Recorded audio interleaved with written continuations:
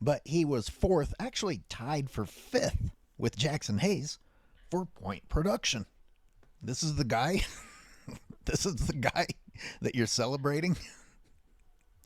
And, you know, being third in shots attempted is unusual, but coming in fifth when you were third in attempts, you can't call someone who comes in fifth while taking the third most attempts the greatest or even good. That's what I'm saying, bro. This is exactly why we make this content. You guys just don't care. At the end of the day, the sheep will be sheep, but they come out here and you guys just say, LeBron's the GOAT. LeBron's the GOAT. We're tired of hearing this shit, bro. We're tired of hearing the nonsense. Can the media stop with the lies? LeBron wins at buzzer beater. Notice that they don't say anything about his point production or how good he was in the game. It's just Bron buzzer beater. Now, like I said in the first part of this video, had it been anybody else on any other team, had it been the Raptors, it would have said Raptors win at buzzer beater. Thunder win at buzzer beater. Bucks, buzzer beater win. Hornets win at buzzer beater. Kings win at buzzer beater. Name it. Had it been the Pacers, Pacers beat Lakers at the buzzer. That's what it would have said. But because it's LeBron freaking James, who had a terrible ass night, they're going to sit here and tell you LeBron wins at buzzer beater. Why is he the only player to ever be marketed like this? This is why we make this content. Why? Why is he the only player? When it's done in this disrespectful of a fashion, you have to sit back and say, something is rotting in Denmark. Something's not right. But no, the vast majority of people will sit here and go, I don't care. That's my queen. I love him. They say my GOAT, my dad, LeBron, is the buzzer. That's all that matters to me. Yay, let's go twerk. Let's go twerk it up. Everybody pull out the honey. Like Dreamers Pro be saying. Let's get the party started, guys. I brought the baby oil and everything. Where's Diddy? Somebody needs to bail him out. He's missing on all this LeBron fun. That's the crazy part. And the only reason that that doesn't sound as bad in your ears as it actually is because you're so accustomed to LeBron James being even worse. Like routinely taking the most shots on the team while not having the most points. This is what I keep bringing up to you guys, and I brought it up in the first part of this video. The amount of points, shot attempts that he has versus points is always laughable.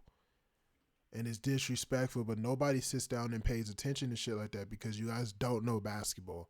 Most of you really don't know anything about basketball. You know nothing about the NBA.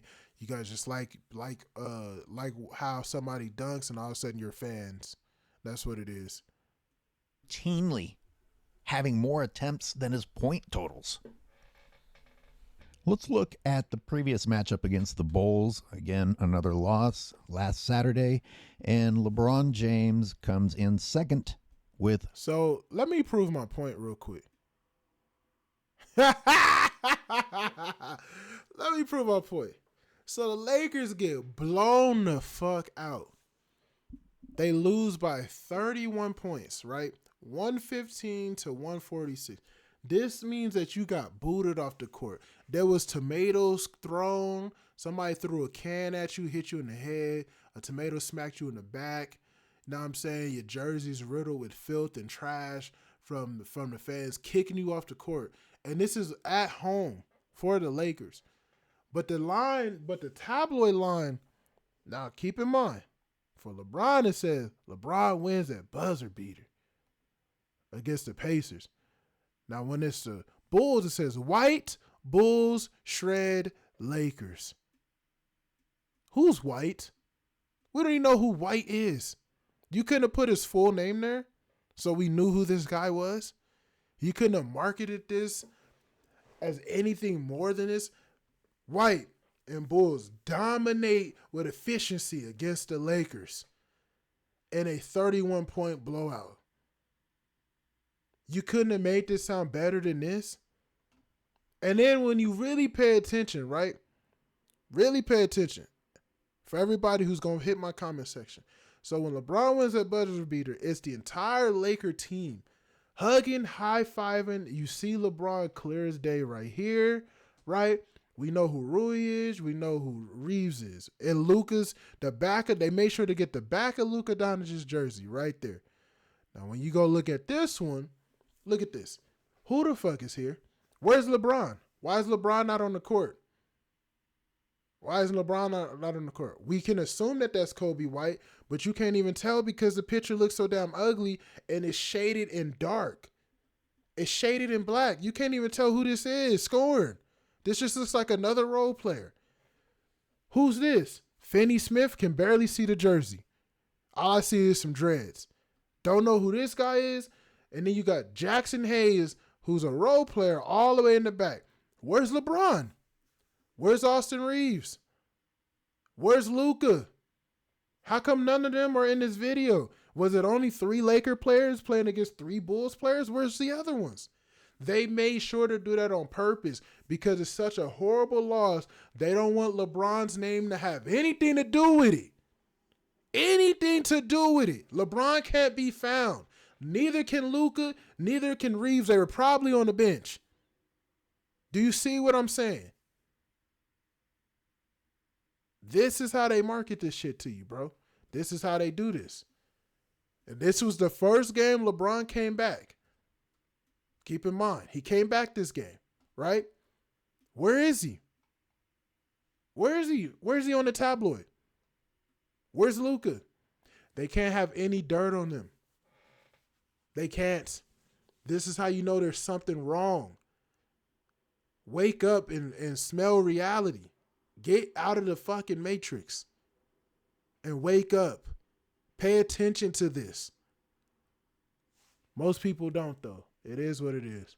Again, another loss last Saturday, and LeBron James comes in second with field goals attempted and another 5 turnovers.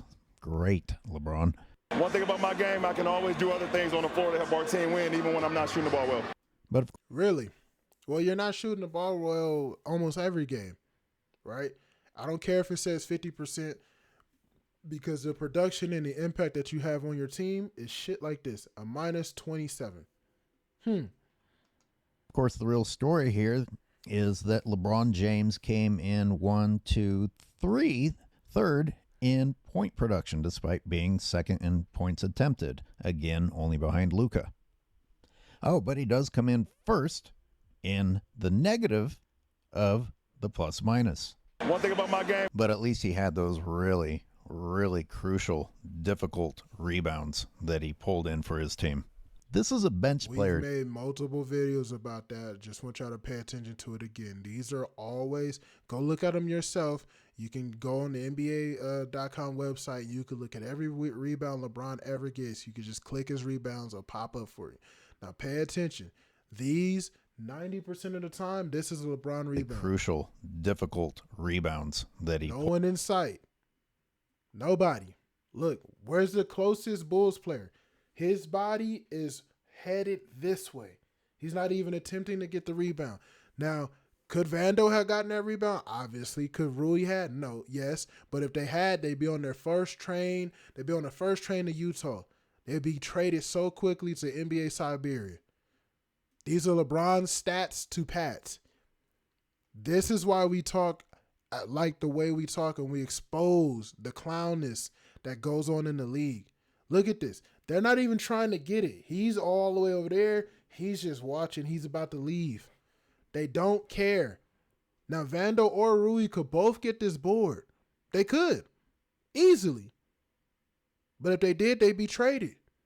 This is the type of shit I'm talking about. So when y'all sit there and tell me LeBron got some type of triple-double, bro, I don't care.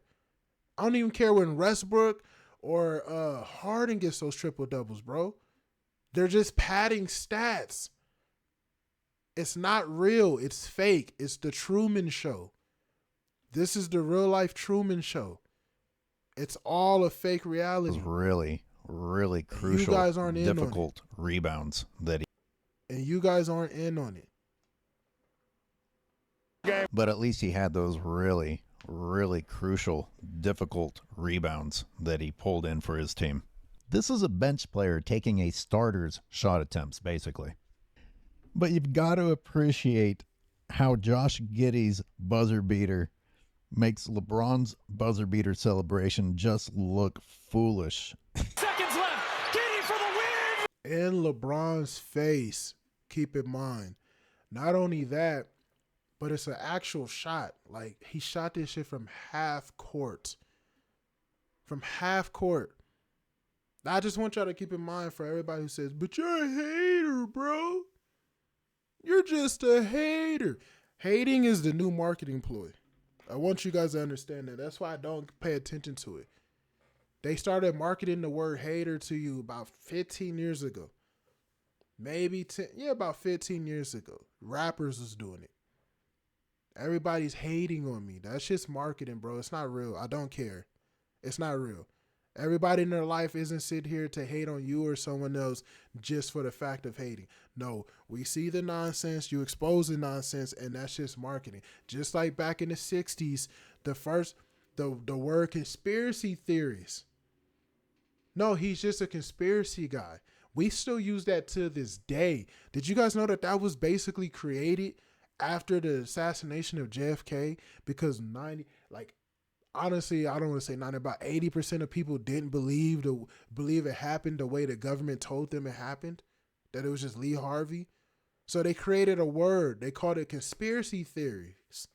That basically means you're a nut job. You're a crazy psycho. And ever since then, everybody's been throwing that around left and right. Oh, he's a conspiracy guy. That basically means this guy is out of his mind. He's he wears a foil hat and a tin can.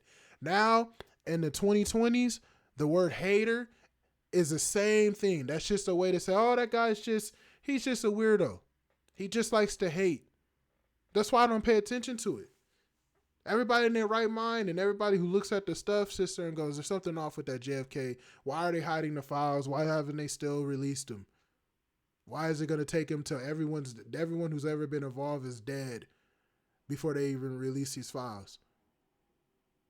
If you start talking about who's in the whole Jeffrey Epstein files, who's in the Epstein's files, people say the same thing. Oh, there's just conspiracy guys. Everybody knows something's wrong, but you're just a conspiracy guy, right?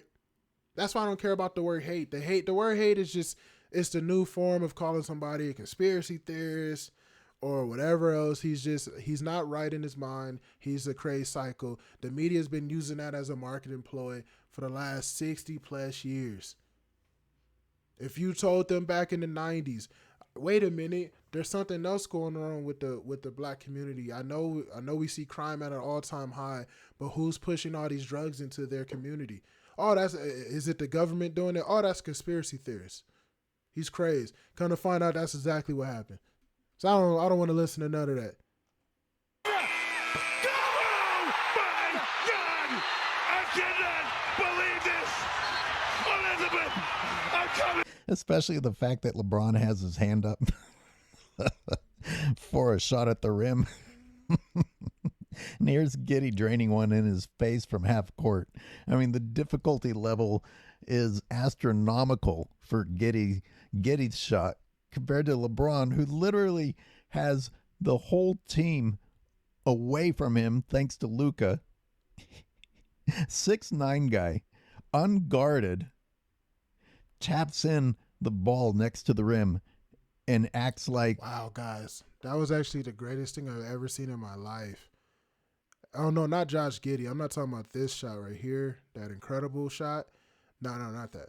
Not that. This right here, this LeBron putback tip right here. Wow, I don't even...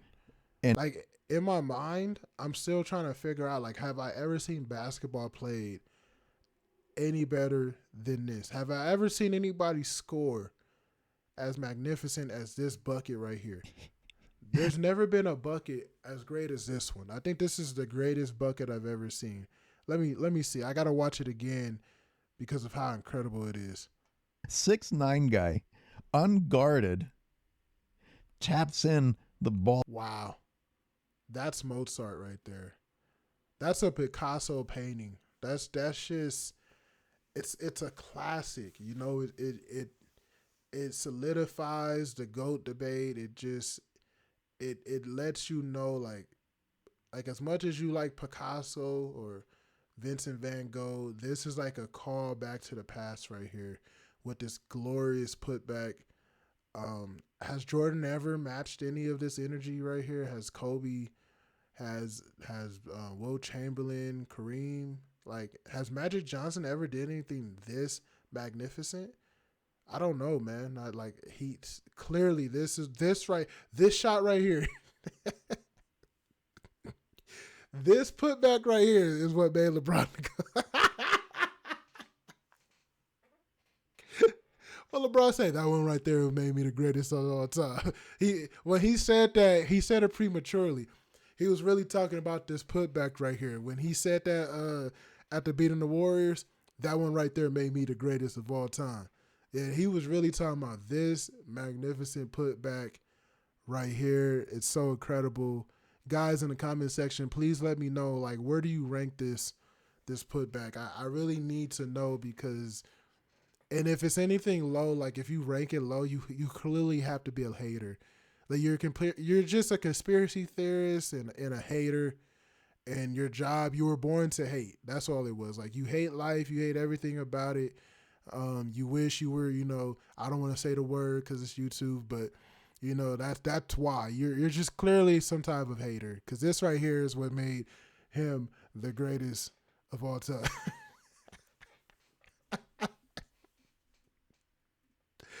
All right, man, that's going to do it for this part, man. Part 3 coming up, man. Like, comment, and subscribe.